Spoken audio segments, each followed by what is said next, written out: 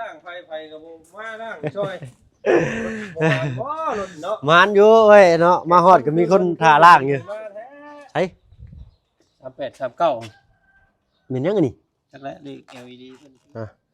พี่น้องเนาะตัดภาพตัดซองมาอีกบาทนี่ก็อยู่บ้านซองเฮือนซานของลุงจันทร์พี่ไหนเนาะ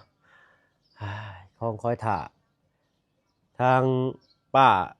รัดเลยกับทางลุงจันทร์เพิ่นพี่น้อยเนาะไปหับสมาชิกใหม่เพราะว่าโอ้ยดีอกดีใจนำพี่น้อยเนาะ เอามาคำมาคูณพี่น้อยเนาะถ้าเปิดประตูให้เพิ่นพี่น้อยเนาะ นี่แหละมันนี่เพิ่นก็เทพื้นเรียบร้อยก็ถือว่าบ่เปื้อนแล้วบาดนี้เนาะมื้อนี้ก็ว่าสิท่าอะไรก็สิมาเอาหินในเฮือนเพิ่นนี่แหละมื้อเทอยู่เฮือนอีกฟังเบิ่งถ้าถามเพิ่นก่อนเพิ่นให้เอาบ่เนาะโอ้แม่นบ่เนาะว้าโธ่เหลื่อมมาแต่ไกลแท้นี่แม่นอยู่บ่บัดนี้พี่น้องเนาะเอาก่อนอื่นเด้อ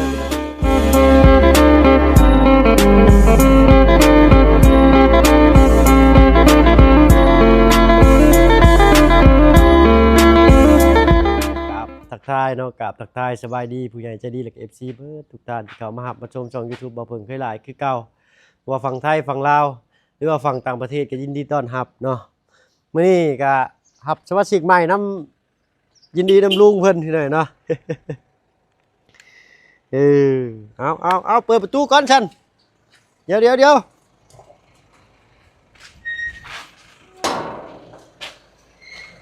อึ๊บอีกจอดกันบ่ เอาเนาะโอ้ยชิวสีเด้สียังบ่ร้อนคักซ้ำนี่ฮะเหลือมมากพี่หน่อยเนาะ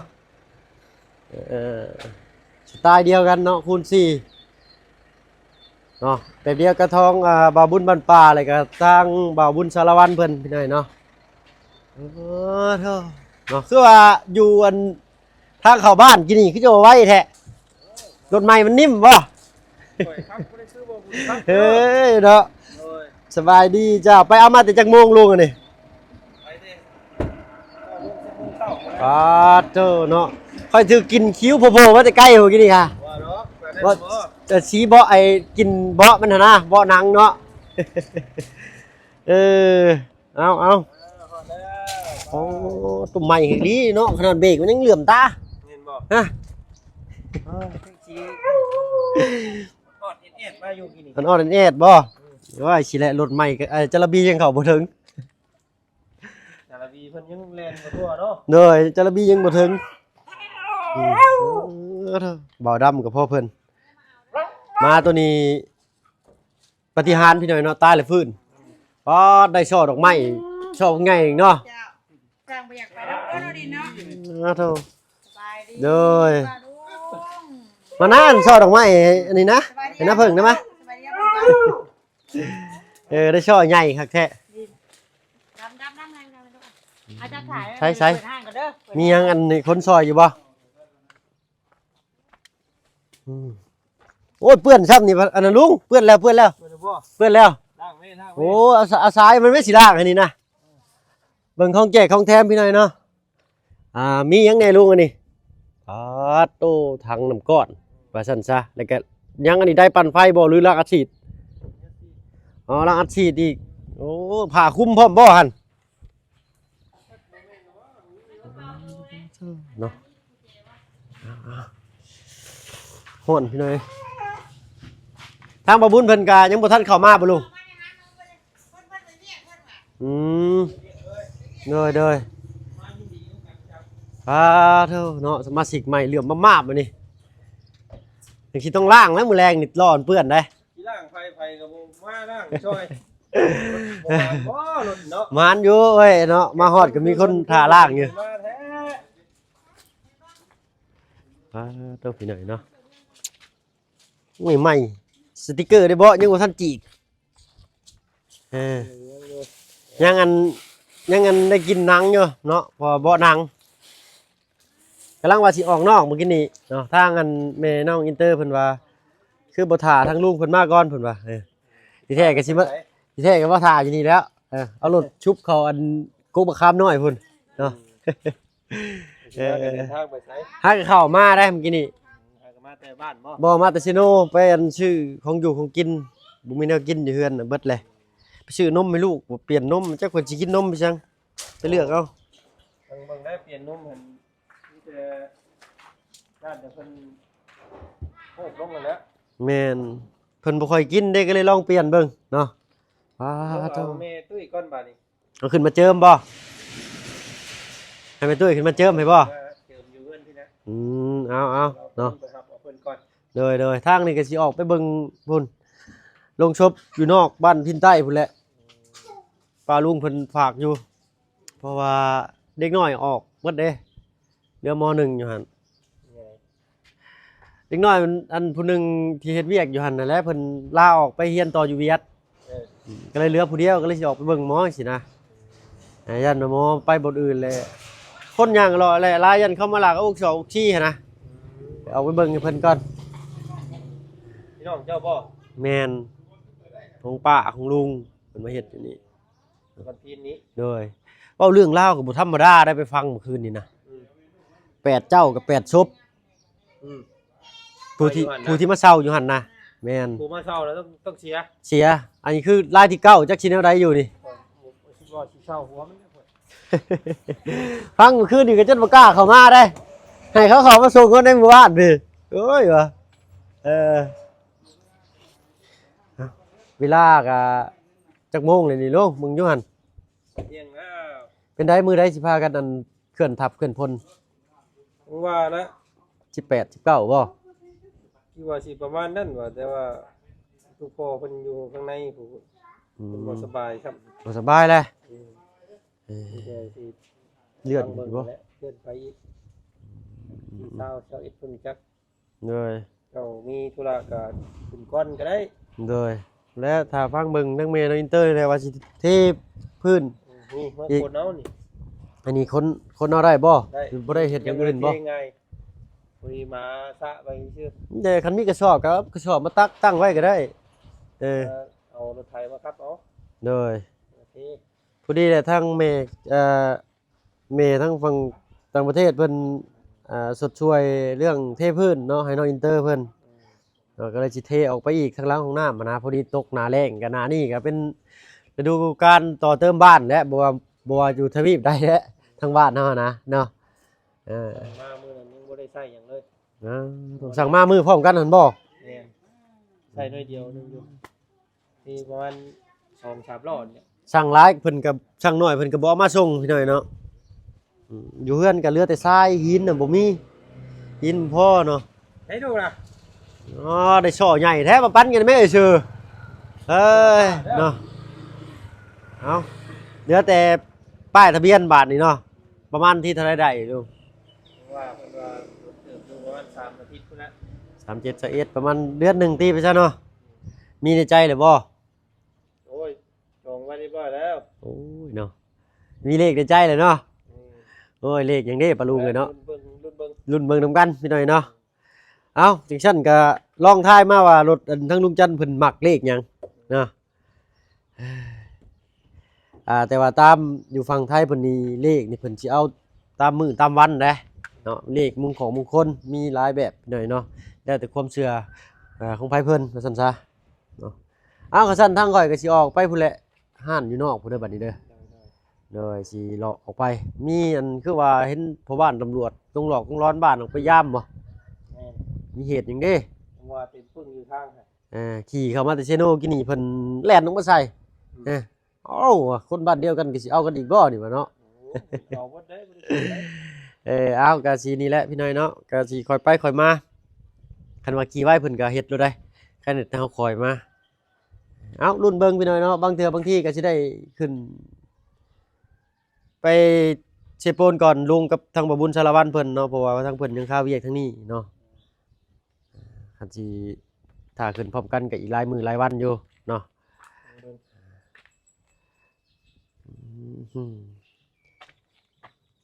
โอ้รูปยังดังเอียดๆเนาะนี่คักอีหลีเด้อ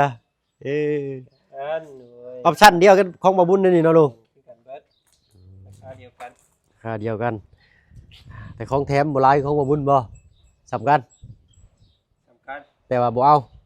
เดี๋ยวบ่ได้เอา รถของแถม พอใส่รถมาเลย รถของแถมลงแต่ว่าเฮ็ดเป็นส่วนลดเลยนะพี่น้อยเนาะอ๋อถังน้ำแข็งนี่คักอะลีนี่ น้ำแข็งแล้วอัดฉีดขาด อื นะ มโดยเนาะสิได้เอาขึ้นเชโปนบ่คันนี้หรือว่า เอาขึ้นแล้ว ยังเขาบ่บุญก่อน ไปมาบุญลายกับยันเราใช่ เราสิระบัดเขาได้เนาะ โอ้ดูพี่หน่อยเนาะ อันเนี้ย ชอกหาก่อนพี่หน่อยเนาะเลขถอกเลขทังอยู่ใส่ นี่งอกไว้มือแรงนี่ มือแรงบ่ เอ้ย ใส่เด้บัดนี้เลขทังใส่เด้บัด อีกครั้งหนึ่งศูนย์ศูนย์ 1.0เพิ่นเบิ่งอยู่ใช่ลุง มันจักตัวคนอยู่เปิดตัวข้างในที่ไหน ทุเนาะชอกหาก่อนพี่หน่อยเนาะ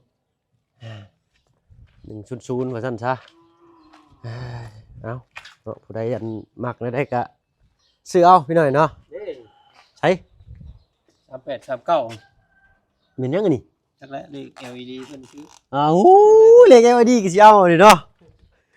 เมื่อยได้ค่อยบาทนี่เนาะ อ๋อคือนะ เข้าท่าอยู่พี่หน่อยเนาะกระชั้นทางอันข่อยไปก่อนเด้อลุงเด้อโดยขอมุกขอบใจหลายๆอยู่ดีมีแห้งคำคูณเนาะ โอ้มีเจ้าเพิ่นได้มาตอนรับนี่ ถ้าเปิดประตู้ให้คักแน่เนาะเอาไปก่อนสั่นบุแล เจ้า โดย โดยไป ไปพี่น้องไปคอยลืมยังอยู่บ่ลืมเลยเนาะเอาเข้าอีกเป็นไดนี่บ่เป็นหยังดอกทางบ้านเฮาพี่น้อยเนาะรถสัญจรบ่หลายดอกโอ้ยถิ่มมีเฒ่าลงงง ขอโทษขออภัยน้ำลายๆเนาะปึ๊บปล่อยไปทางบ้านเฮาก็ยังบ่ได้ดีปานใดว่าซั่นซะเนาะอีกสักพักเพิ่นคือสิเป่าสิแป้งให้แล้วแหละเนาะเพราะว่าวิดหน้าฝนเนาะถ้าว่าเฮาแป้งตอนหน้าฝนนี่ฝนตกมาน้ำก็สิพัดไปถนนก็สิเพพังคือเก่าเนาะก็นี่แหละตกแรกหน่อยนึงว่าซั่นซะแล้วเขาแนวน้ำเพิ่นก็สิน่าสิมีแผนการปัดเกียร์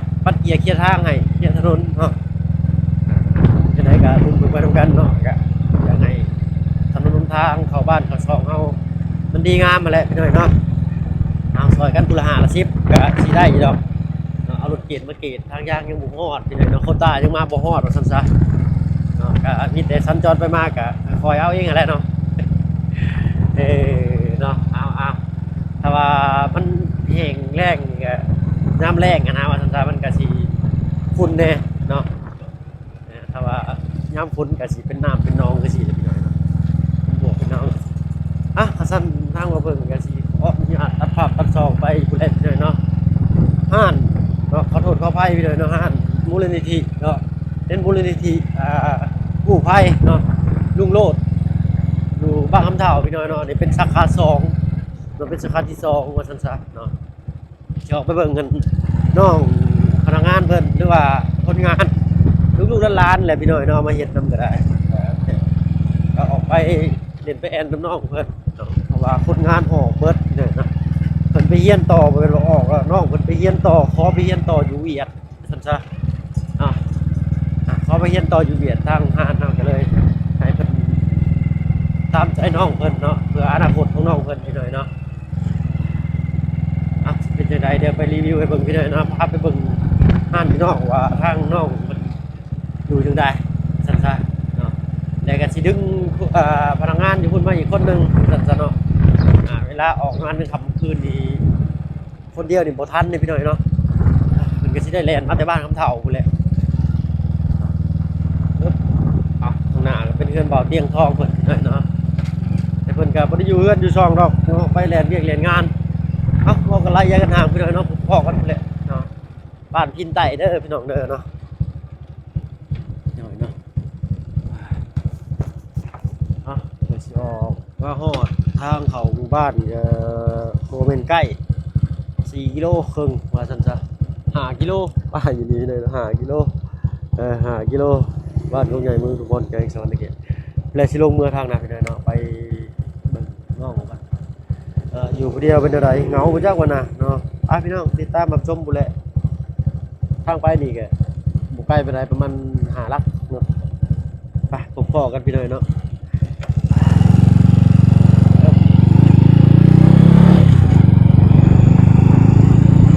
2 รอบเลยออกมาพี่น้อยเนาะแล้ว2 รอบออกมาสิโลเลยขึ้นไปนี่ใหญ่กุ้งเลยเนาะพอกันอยู่เนี่ยบ้านพินใต้เนาะมาฮอดจอดถึงเนาะบ้านพินใต้ก็อยู่ตรงข้ามครับหน้าห้องการหรือว่าหน้าห้องการปกครองบ้านว่าซั่นซะเนาะเป็นกลุ่มเป็นหน่วยเวลานี้ก็เที่ยงๆบ่ายๆเลยเนาะเอาอันนี้แหละเนาะก็เป็นตาถ่ายบ่ล่ะพี่น้อยเนาะก็เป็นธุรกิจเกี่ยวกับมูลนิธิน้ำแน่เนาะทางลุงเพิ่นก็ได้เนาะเพิ่นก็เลยมาตั้งอยู่นี่เมื่อก่อนตั้งอยู่ในบ้านคำเฒ่าเนาะอันนี้ก็เป็นเฮือนทรงไทยพี่น้อยเนาะประวัติ8 ศพพี่น้อยเนาะ ตามที่คนมาอยู่อะไรพี่น้อยเนาะเพิ่นบอกเราสู่กันฟังขออนุญาตพี่น้อยเนาะเพราะว่าข้างหลังแถบนี่เป็นปราสาทเก่าเบิดเนาะเป็นปราสาทเก่าเบิดแถบนี้นะเนาะแล้วเพิ่นย้ายยับไปอยู่พุ่นอีกบัดนี้ห้องน้ำก็อยู่พุใกล้เลยพี่น้อยเนาะเขาค่ำคืนนี้มืดเป็นตาย้านซับเนาะหลักๆเลยก็เป็นปราสาทเก่านี่แหละพี่น้อยเนาะแต่แถวนี้นี่ก็เป็นปราสาทเก่าแต่ตัวนั้นน่ะแบบว่ามีแบบหลายเลยนะที่เจ้าเผาหรือว่าเพิ่นจูดเพิ่นพังนะหลายเนาะก็จักสิเชื่อหรือบ่เชื่อดีก็บ่ฮู้คือกันเนาะแต่ตามที่เว้ามากับเพิ่นเคยมาอยู่ใหม่เนาะมาอยู่ใหม่แล้วเพิ่นมาอันนึงก็เนาะเพิ่นมาขึ้นอยู่นะแล้วเอาเนี่ยครูอัญชามาสวดมานิมนต์พระมาตกค่ำมาแล้วเพิ่นกินเลี้ยงสังสรรค์เนาะถ่ายรูปบ่ติดเนาะแม่นบ่เนาะถ่ายรูปบ่ติดบ่แม่นว่าโทรศัพท์เครื่องเดียวเด้อพี่น้องถ่ายจักเครื่องมื้อน่ะหลายเครื่องหลายคน หลายคนถ่ายบ่เชื่อเนาะพ่อกับแม่บ่พึ่งก็มานี่พี่น้องแต่ว่าบ่พึ่งอยู่ในบ้านลูกยังน้อยเลยบ่ได้ออกมาเนาะแต่บ่พึ่งก็บ่เห็นเนาะเฮ็ดสิว่าแนวใดมันเป็นภาษาเก่านำแน่พี่น้อยเนาะไอ้คุมื้อนี่อยู่จักคนน่ะอยู่ผู้เดียวนอนเทิงบ่หรือนอนลุ่มโอ้บ่นอนวัยรุ่นเพิ่นพี่น้อยเนาะนอนอยู่เทิงเฮือนเนาะ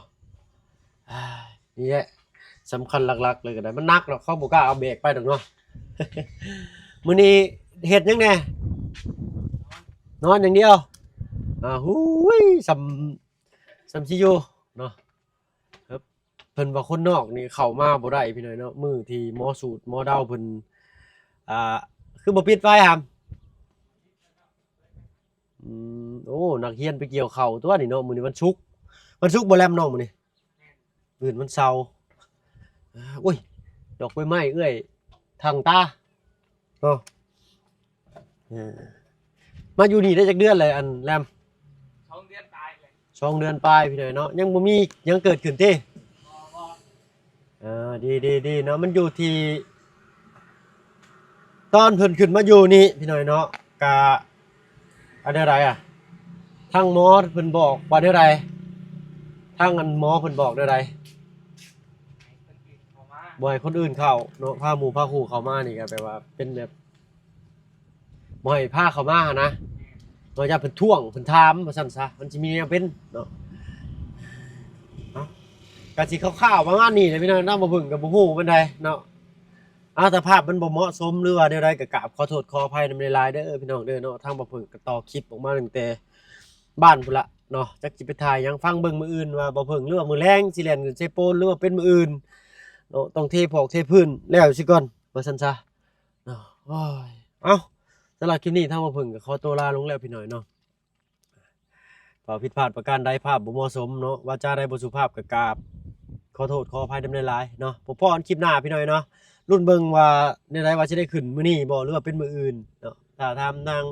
เมนอินเตอร์เนาะทางลุงเพิ่นกันน่าสิอีกเทิงอยู่พี่น้อยเนาะเฮาส่งน้อยสิคล้องช่องใหญ่เพิ่นนี่ก็บ่ไหวติเนาะพี่น้องเนาะต้องขึ้นก่อนเนาะยันว่าป้าลุง FC ว่าอ้าวเป็นหยังคือแยกกันอีกหันนะอันที่จริงบ่ได้แยกกับพี่น้องเด้อเนาะทางลุงเพิ่นบอกบ่เพิ่งเองว่าบางทีลุงข้าวเวียกอยู่บ้านนี่ถ้าว่าเฮามีบ่อนถ่ายก็ไปถ่ายก่อนก็ได้ไปเฮ็ดเวียกก่อนก็ได้เพราะว่าเฮาสิถ่ายได้ทางเพิ่นนี่มันก็บ่ทันเพิ่นแล้วพี่น้องเนาะ เอาอันนี้ก็สิเข้าใจในจุดๆนี้เลยว่าเพิ่นเนาะ